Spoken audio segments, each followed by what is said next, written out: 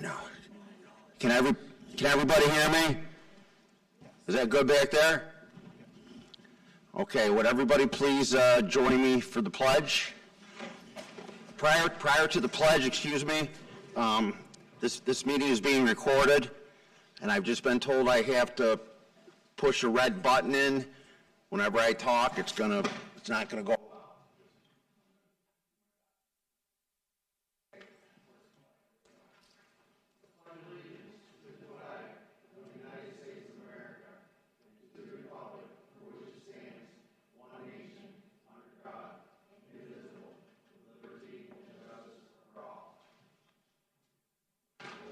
Okay, very good. Oh, I don't have to hold it? No. Read this now, read this later. That's it. Yep. Consent agenda.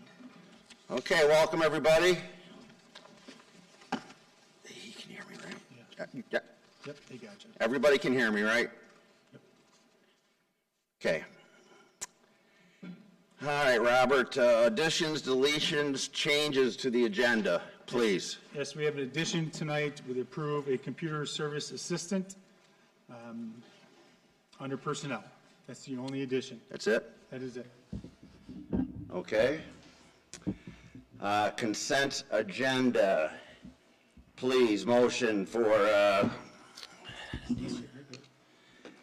minutes from March 22nd of 2022. General fund warrant number 46. Budget transfers. Property tax report card 2021-2022. CSE recommendations. Motion, please. Is there a second? I will second. Discussion. All in favor? Opposed? Thank you. Moving on to correspondence, Robert. Yes, so in your board packets, you have our high school honor roll percentages, outstanding performance from our 9th through 12th grade students. Nearly 3 out of every 4 students either earn the honor roll or high honor roll, so 73%, which is roughly 6% better than where we were last school year. And also, last week, just a beautiful play for Charlie Brown. So if you had the opportunity to watch that, outstanding performance by our students and cast and crew. Really enjoyable play. Well done. That's it for communications. All right. No guess of the board. Okay, the next part of the meeting is the public forum. Please bear with me for 1 second, please. Welcome to the Caledonia-Mumford Central School Board of Education meeting. Public forum is next on the agenda. This portion of the agenda is for in-person residents of the district to speak to the board. However, the board members will not respond. This is a time for the board to listen, and when appropriate, a response will be provided to the speaker. Individuals who wish to speak must sign in, state their name and address prior to speaking, and limit their comments to 3 minutes. Comments or questions naming specific personnel or students are to be addressed privately to protect the rights of the individuals. All speakers are to conduct themselves in a civil manner. Obscene language, libelous statements, threats of violence, statements advocating racial, religious, or other forms of prejudice will not be tolerated. Thank you.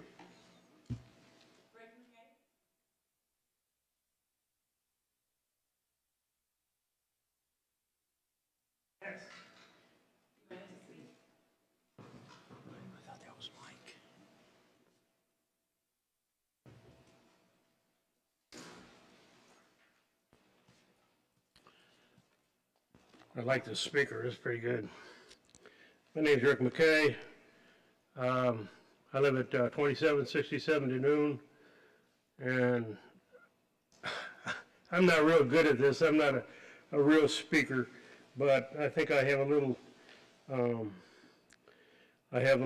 invested in the school. I graduated here. I've been in the, I was in the community, left, and came back, and there's a national thing going on with the schools, and just I would like to think it's not going on here, but I got to think at least some of it is. If not, it's going to be. And the perception is from the outside that the board is not being transparent enough. I got involved in this because I didn't want to see the mascot go away. First it was taking the scalp and the head. I didn't have a problem with that. But, and this is the perception, that the board spent over $200,000 getting rid of the mascot. I don't know if that's true. And what I have here is mostly hearsay. But it's a concern mainly because we live in a liberal state.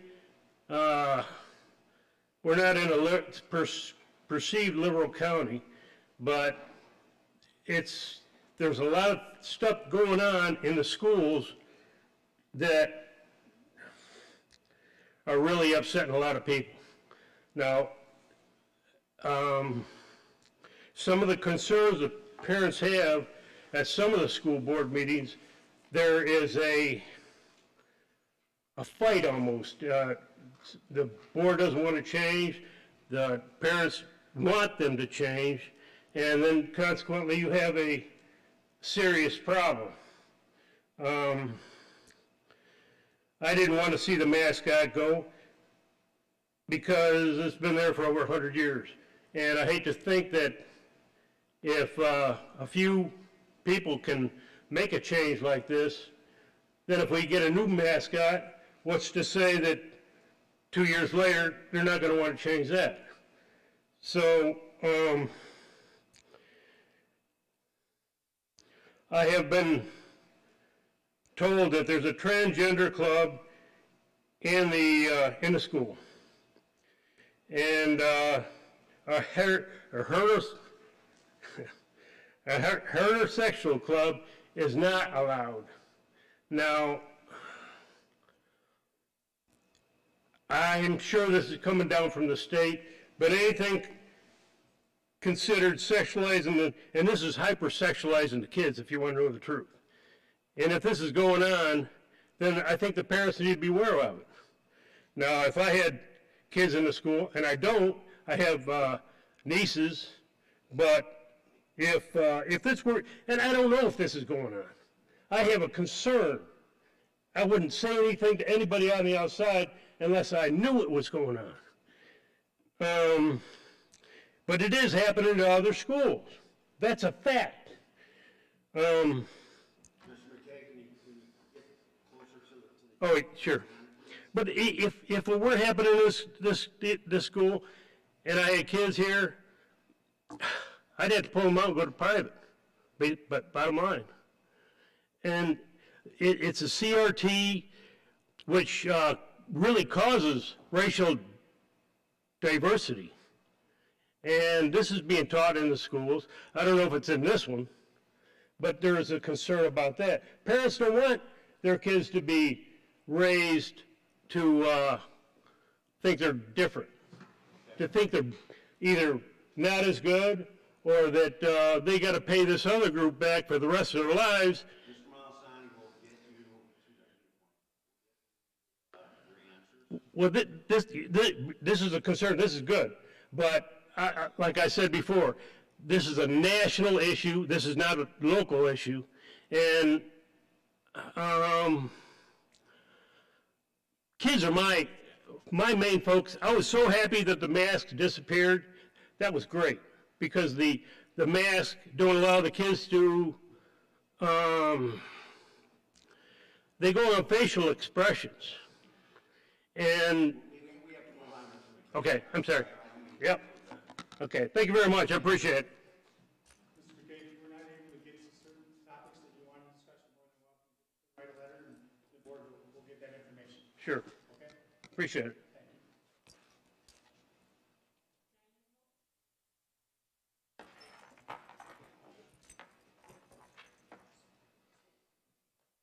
Hi, I'm Diane Pope. Just recently, a belong to the Caledonia community as opposed to the Mumford community, because I just got the certificate of occupancy for my house. So, not changing anything that hasn't always been there, just moving from Mumford to Caledonia. Sorry, Mumford people, I love Mumford. Debated back and forth what to talk, what not to talk, what to do. I'm an advocate for children. Above all, I've been that way my whole life. I have worked with the school volunteer-wise from, again, going back to my children, to my grandchildren, to one day will be my great-grandchildren, and assisting them in any way they can. A lot of, and I guess because I just got done listening to Channel 13 and reading some of their stuff, children are not born racist. Children are not born sexualized. As adults, we teach the child. And when they always said, never give a child more information than what they're really ready for, because all it does is confuse them. And between the moral issues, the emotional issues, anyone who has children, you know that your child doesn't understand a lot of what goes on. They repeat what they hear. Somebody asked my grandson when they were discussing some of the issues, and they said, well, do you know what gay is? And he goes, yeah, it means you're happy. Because that's what children see. They don't see the other. They don't have the emotional or mental capability as an adult does. You are a child, such a small part of your life, that taking away and robbing their childhood to put forth political, religious, whatever they are, agendas, you've destroyed a whole bunch of lives in the process of doing it. Because nobody knows 20 years from now what the consequences are going to be of the choices that are made today. So as an advocate for the child, my goal is to protect the child in any way possible. And that means if you got to stand up and speak for them because they're not ready to speak for themselves, that's what you do on that. You don't sit on the sidelines and you don't talk about it at home or behind somebody's back. You write forward. I don't know most of you personally in the same way you don't know me, and you probably don't know most of the people who are here. But we're judged by the choices that we make. It's not really fair to do that, because that's what you're trying to prevent people from judging, from what color your skin is or what this. Teaching children hate is the worst thing in the world to do on that. And what we're asking you is to make sure that above all else, no matter what adult, no matter how loud they are, how much they scream, what political parties, doesn't matter. Your job as educators are to educate them so that they can go on to life. I've lived in other countries. I've lived in other states. I've lived in a state that had the worst school district imaginable. And I've also had my oldest daughter in one of the best school districts. That's what got her through being in the worst one. Those are the things you have to look at. Okay? That's what we're saying. Protect the child. Do the child's best interest.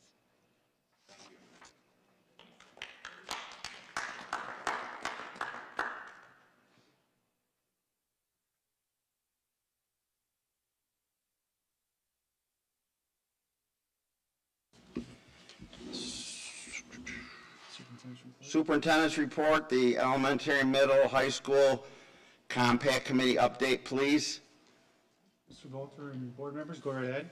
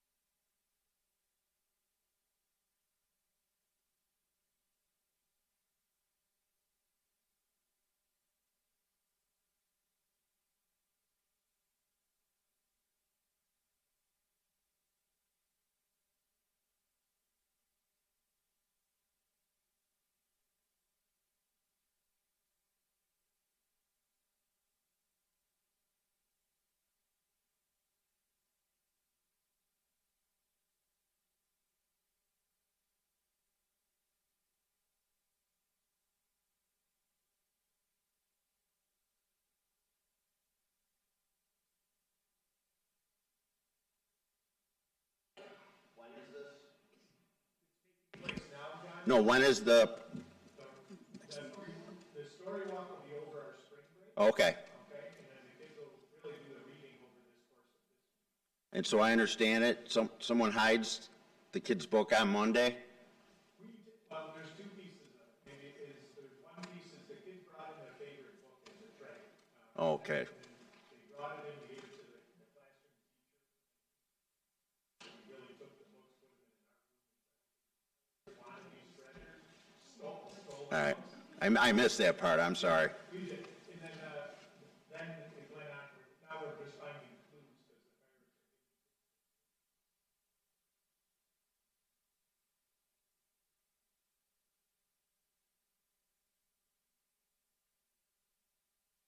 the parents are. They go to bring their map to the Caledonia Library.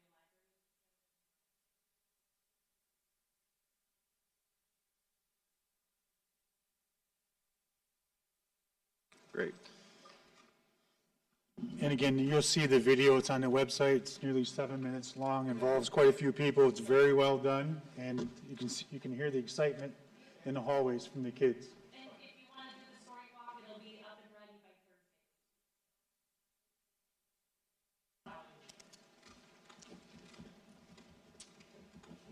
Thursday. Dr. Chanel? So I'll talk about both contact committees. The middle school contact committee, we actually at our last meeting had a chance to begin moving through the code of conduct to make sure that we're getting parent and student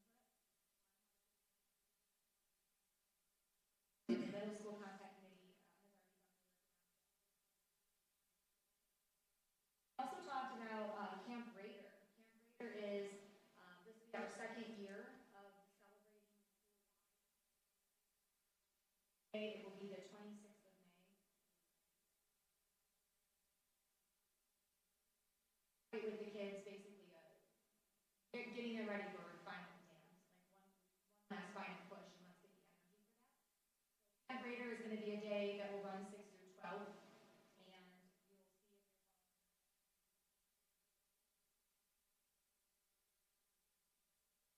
the team both at the middle school and high school is helping with that plan. When I'm pushing into the contact committees and having those conversations, us updating the parents on all the work that the student leadership teams are doing. Do not have to be elected officials. There's just kids that were interested in kind of leading the charge in our school culture. And over the course of the last couple of months, since I took over, high school leadership team is kind of beginning to pull their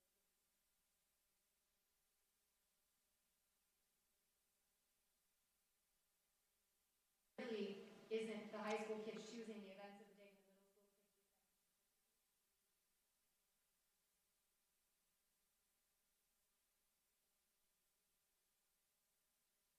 So I would say this is probably going to be the first event that I posted here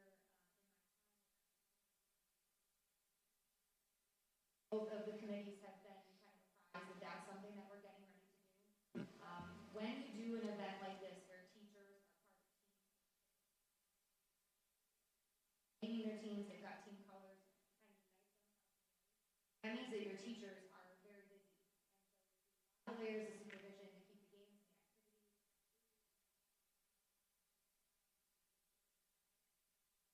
Another big update would be that we are supposed to be having an alumni association ready to go.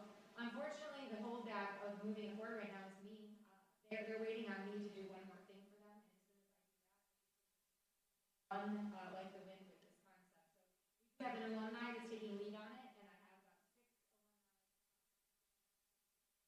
They don't need to sit on this board, and that's what they're waiting on now.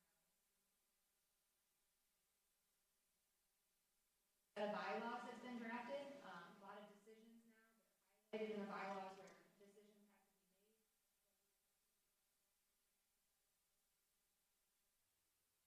That's an exciting piece coming to across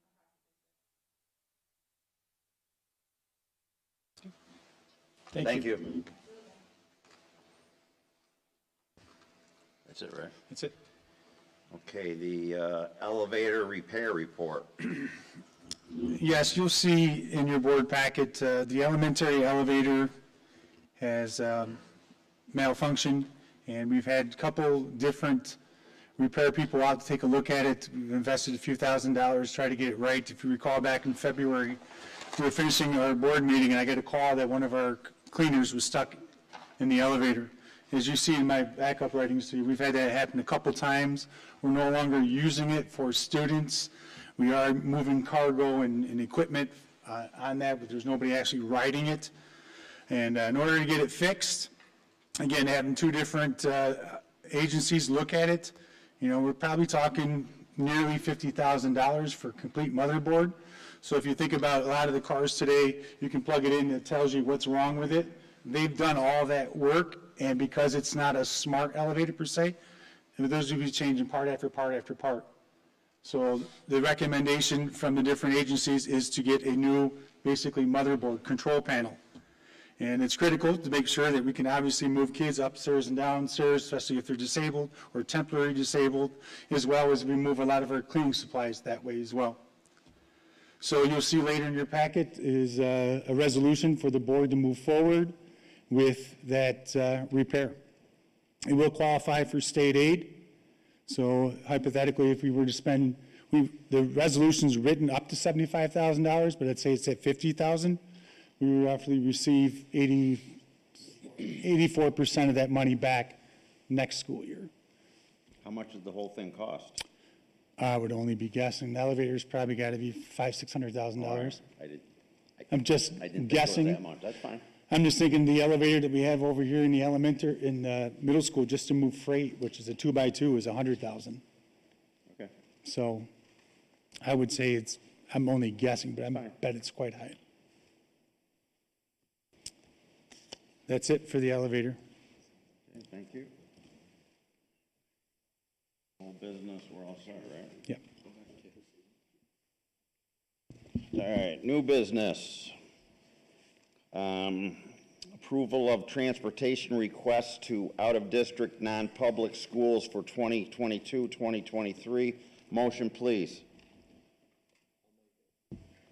Second. Discussion? Just to make sure everybody's aware, so a board member requested more information. It's 14.5 miles if you take Route 390, and then it is 14.7 miles if you do 33A. So it's within the 15-mile radius, which allows for us for transportation. And there's board policy that governs it. It's actually the center of the door of the residence to the center of the door of the school. So, and this is a run that we've been doing for at least 5 years as well. Just want to make sure you understand that board policy is being followed. Okay. All right, number 2, appointment of chief election inspector. I'm sorry. You got to vote. All in favor? Aye. Opposed?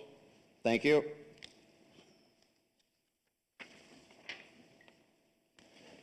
Okay, as usual, I get screwed up here.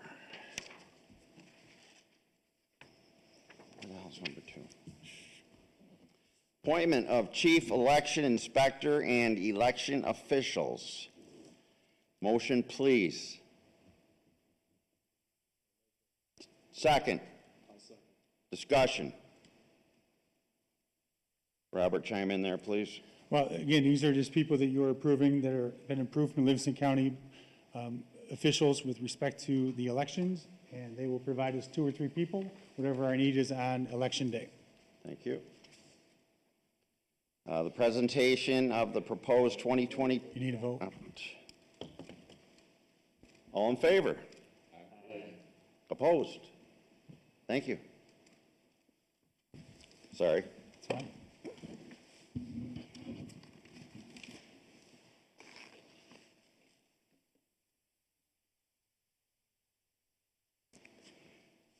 Okay, the presentation of the proposed 2022-2023 school budget. This is it, right? This is This it is the for final. adoption. That's correct. So your chairs do swivel, but I know you also have the presentation in front of you.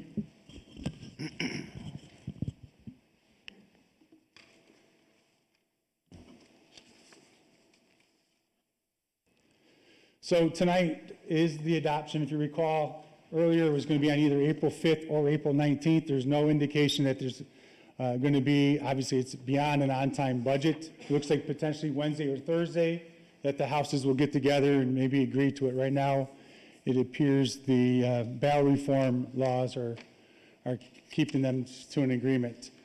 So tonight we will adopt the proposed budget. Three-part budget will also be discussed with Mr. Nardone. That's why you see in two different spots. And then also on the April 19th, over here with the green, that was originally going to be the 19th. And since we're adopting the budget, the numbers are not going to change, so we'll move it up to today. The 19th meeting, my recommendation is now that the board will adopt the budget this evening, would be to cancel that meeting and then move the meeting to April 25th.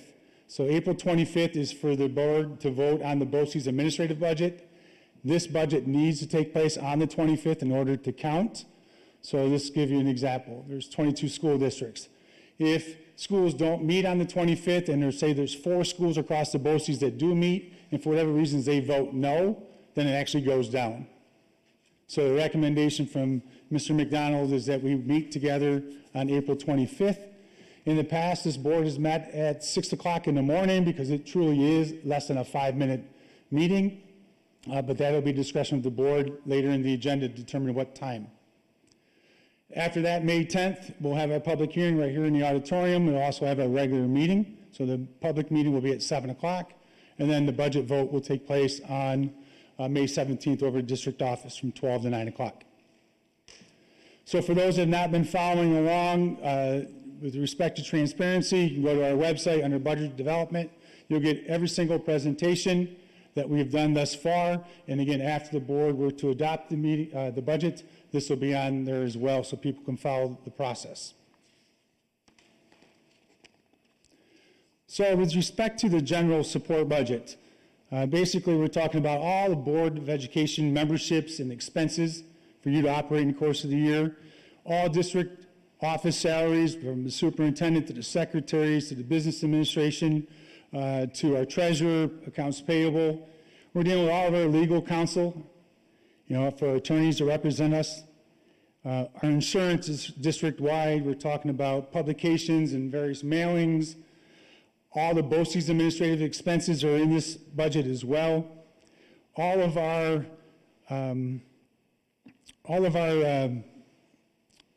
I would say like the operations, our maintenance, our building mechanics, our cleaners and so forth to make sure our building is well cared for is in this budget. You can see it's a modest increase of 0.72%. Instructional, this is where 72% of your money is being spent each year. It's exactly where it should be spent. Is basically the instructional program is before our students each and every day. In this area, you have your building administrators' costs and secretaries, all the professional development that is used for our staff, and that's both as teachers and support staff.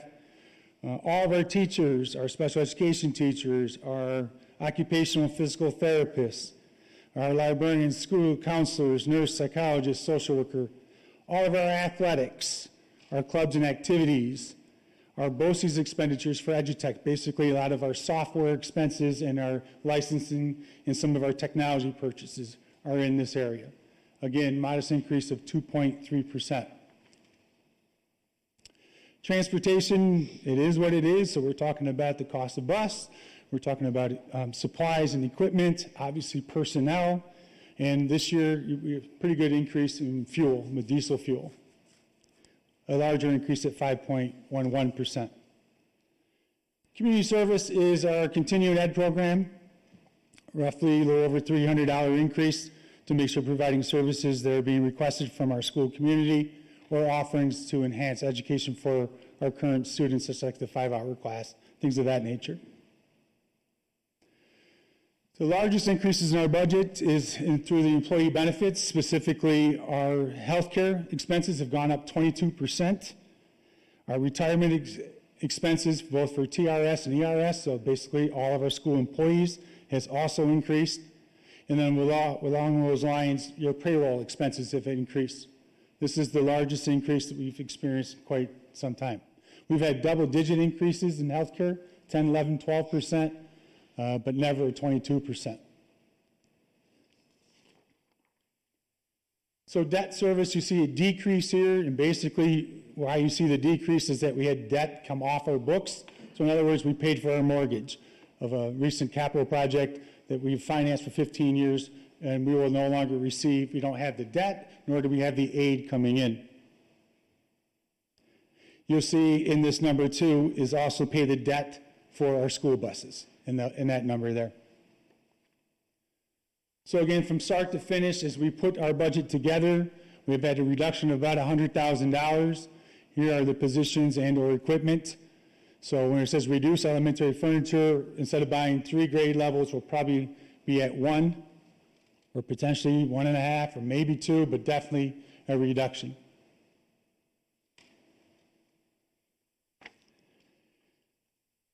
One of the propositions is to purchase a school bus of roughly $136,500 is the rate currently, up to, I should say.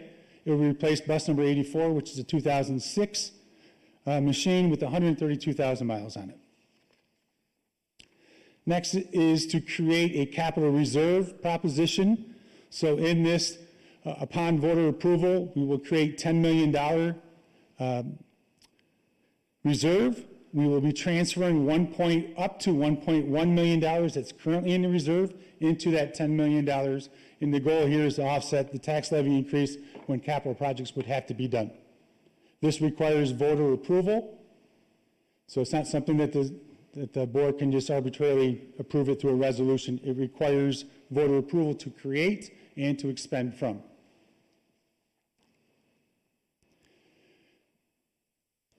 This year's capital outlay project of $100,000, which is in the budget, is to replace fixtures in our middle school and high school, moving from T10s, 12s, 8s to LED efficient lighting, both interior and exterior. To be frank with you, we've identified probably $100,000 worth of work, and we will be looking at the gymnasiums, as well as exterior lighting around the building as well, the vestibule areas, and some lighting inside the vestibule, outside and inside the vestibules. And again, this project, you spend the money in the 22-23 school year, in the 23rd-24th school year, we get 84 cents back on the dollar that we spend. So when you look at the overall expenditure plan, it's a roughly $430,000 increase from the previous year, a 2.26% budget-to-budget increase. So all the areas that I just spoke, you see it all here on one slide. So you may ask, how are we going to pay for this $19.5 million budget? So when you look at the revenues, so the top property taxes and other taxes is our tax levy of 1.99%. There's also in there Monroe County sales tax and pilots. So places of business that are not paying their full assessment, they're paying a portion of it. It's called a pilot. That's where you see the number of $7.8 million. So we plan to collect an additional $163,000. So I know a lot of people have been reassessed, and they're thinking, oh my God, how is this going to impact my taxes? So in reality, that doesn't impact school districts much at all, because the $1,000 tax on true, the likelihood, as I talked to a lot of people, anywhere from $30,000, I've heard up to as high as $165,000, and I haven't talked to many farmers, but they have a lot of land. That could certainly be even higher than that their assessments have increased. What's going to happen is your tax per thousand is going to drop substantially. All right? So we will only collect $163,000, regardless of the assessed value. It's going to be $163,000 upon an approval of the community of this budget. So state aid, we have a modest increase overall of $16,765. So why you see just a modest increase is, again, because we paid off our school building, one of our buildings, one of our projects, we're receiving less money in aid. So in reality, we received roughly $208,000 of foundation aid. That is new money to run your buildings. So we take $208,000 of foundation aid and roughly $140,000 of 1.99 tax levy is really our new money to run our district.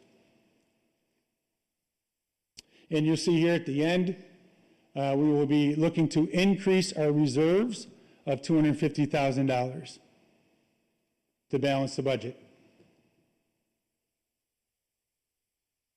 So the tax cap, I'm going to have Jeremy speak to you about this because we do have to revise our tax cap.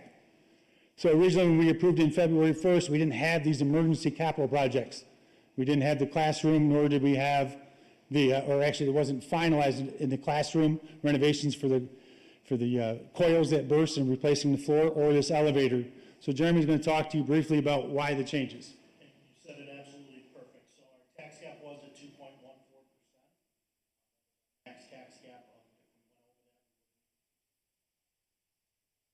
we went over that. The only number that changed down at the bottom, 3 from the bottom is or 4 from the bottom. I'm sorry, it's coming year exclusions. Capital exclusions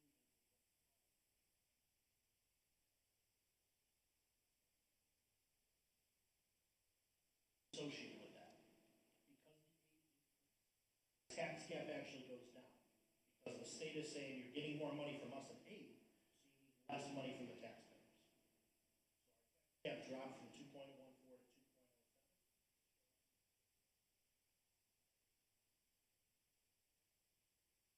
I got to do with the state. So we submit our tax cap by March 1st. I will go in and revise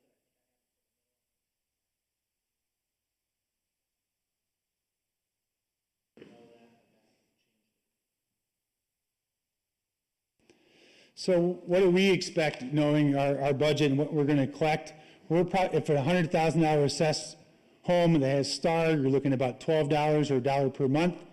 $150,000 assessed value, about $22 or $1.83 per month. And usually these are really pretty good numbers.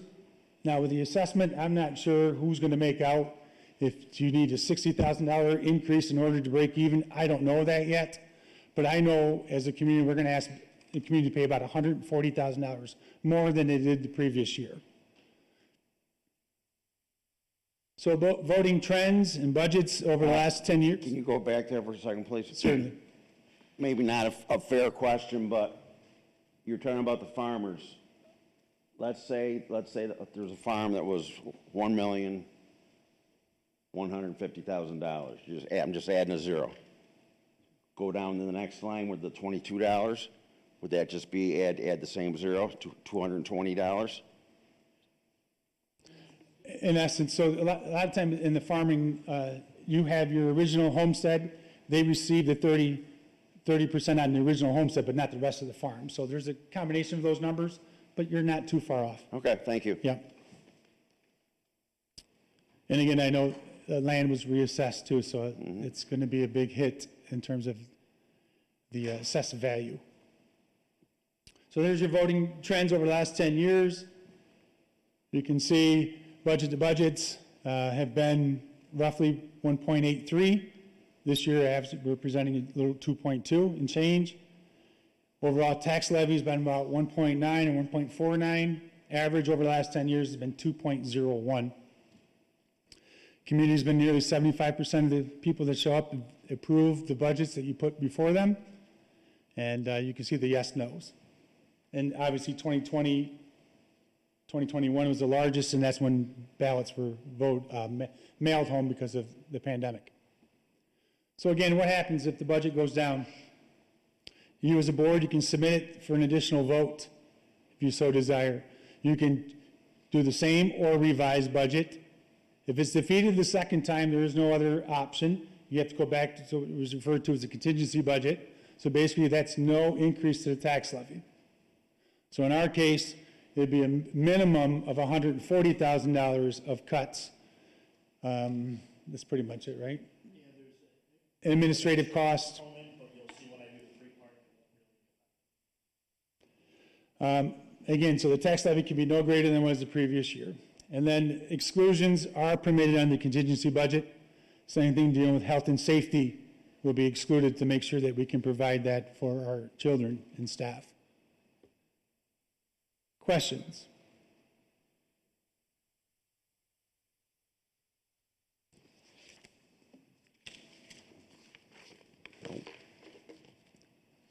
Okay, thank you.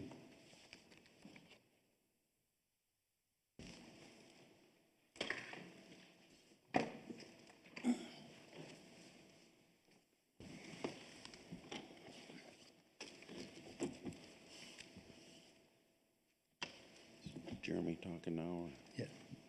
Let's see. No, we do secret first. Okay. The secret resolution.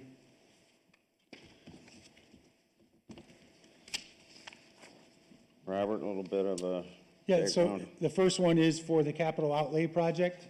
So the one that we just talked about, the interior and exterior lighting, we have to do a secret resolution in order to move forward with the project, be able to submit our plans and so forth. If this is not done, you cannot move forward. It's a procedural thing with the state. Very good. Motion, please. Second? Discussion. All in favor? Opposed? Thank you. Motion to cancel the April 19th board meeting. Motion, please. Second. Second. Discussion. All in favor? Very good, thank you. Now this BOCES thing on Board of Education special meeting on April 25th, 2022 to adopt the BOCES administrative budget. We have to have a time where 4 of us can get here, right? Yeah, first you have to agree that you want to host the meeting. You can say no, all right, but you both just risk their budget going down. And then 2, the time that you want to do it. Just, I think Bob explained this pretty thoroughly. It's just, all 22 schools have to do it on that day, right? That's correct.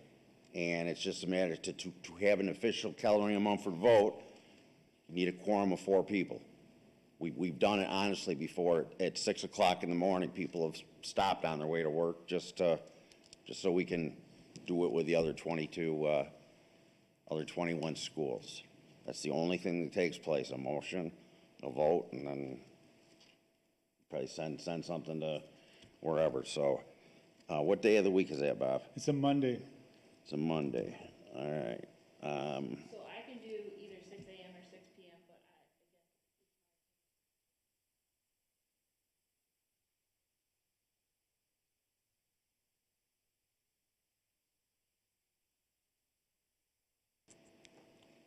They're, I can do 6 p.m., that's fine. 6 p.m.? Okay. Do we have at least 4? Yeah. And All right. would the board agree to just do it in the traditional boardroom, just because this takes a lot longer to set up than 5 minutes? Yeah. Yep. Okay. and that'll be advertised as a, Yep, as of, it'll be in the board minutes as it's right tomorrow. you. Yep. all righty, that was simple. We already did the elevator, right? No, we talked about the elevator, so the secret, Okay. yep. We need to authorize emergency approval of the elevator project. Motion, please. I will make it. Second. I can second that. Discussion. All in favor? Opposed? Thank you. All righty. 3-part budget?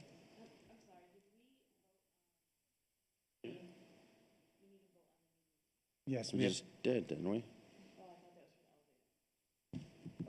let's No. do the No, resolution. we'll do just it to make again. sure. That's fine. I'm sure I went right over it. All right, for the special meeting that's going to take place on April 22nd at 6 PM. Motion, please. April 25th. Yep, Oh, I got crossed out, sorry. yep. Monday the 25th. I'm 6 sorry, 6 it's not p.m. always like this. Motion, fine. please. I'll make it. Second. Second. Discussion. All in favor?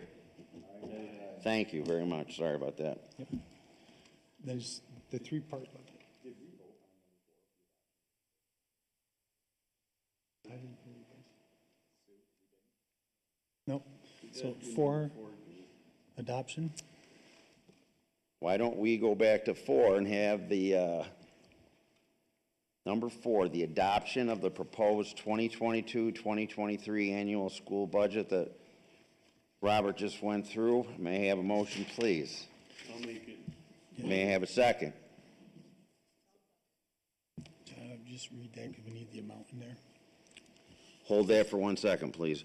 Resolved to adopt the proposed budget of expenditures for the fiscal year 2022-2023 in the amount of $19,449,205 and for the purposes shown in the statement of estimated expenditures adopted by the Board of Education be one and the same, is approved, and the amount thereof shall be raised by levy of a tax upon the taxable property of the school district. Motion, please. I'll make it. Second. Discussion. All in favor? Aye. Opposed? Thank you. Right here now. All right, the three-part budget summary.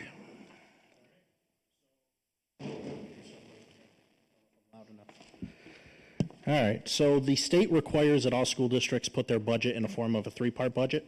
It's literally just one page, everybody can see it. The three different parts are administrative, capital, and program. Administrative is all administrative costs, administrative secretaries, benefits for those secretaries, insurances. Program is your teachers, all the benefits related to them, pretty much everything that's in that 2000 function code that Mr. Malasani talked about earlier. And then the capital component is all your transfers. So I do want to point your attention, interfund transfers. I always thought that word was weird before I got into the financial field. So the 1.3 million, that's our transfer to debt service to cover the debt for our buses and our buildings. In addition, it also covers the $100,000 capital outlay project. And finally, we do have kids that go to Rochester School for the Deaf, and we have to cover a local portion of that, and that's called a transfer to the special aid fund. So other than that, the capital component involves your buildings and grounds employees. And as you can see, our program budget actually went up, which is great, because again, we're all about instruction. Went from 69.8% to 72.34%. Administrative actually went down from 11.45 to 11.35%. And then the capital component went down again from 18.75% to 16.3%. Any questions on the three-part? No. Awesome, thank you. Thank you.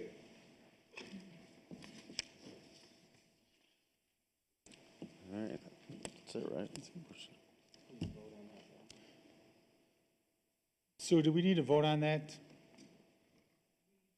It's just a presentation, I believe. Yep. Are we going to be able to add it? It's right, it'll be in the packet, yeah. Okay. I believe so.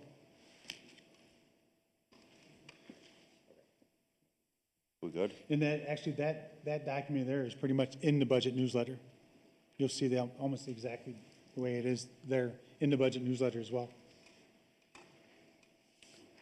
All right, a motion, please, for executive session to discuss personnel mainly, it appears to be here. Yes, personnel.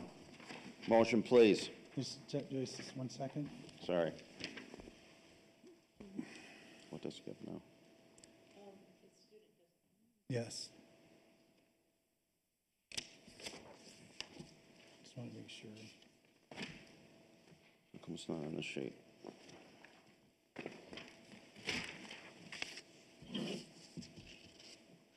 Sorry. Yep.